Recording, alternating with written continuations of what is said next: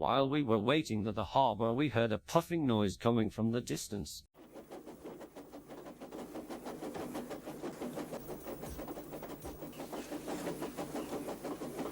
Then we heard a whistle.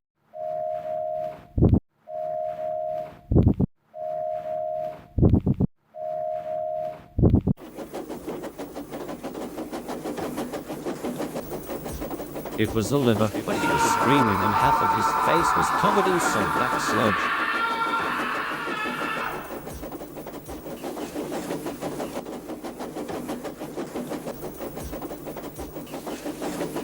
Duck and Donald were both petrified and said that they had lost an engine from the Little Western. Duck said that he needed to find Toad, but Donald said that it's not safe to go out at this time. Duck's driver said that we should stay here for the night. And then we went to sleep.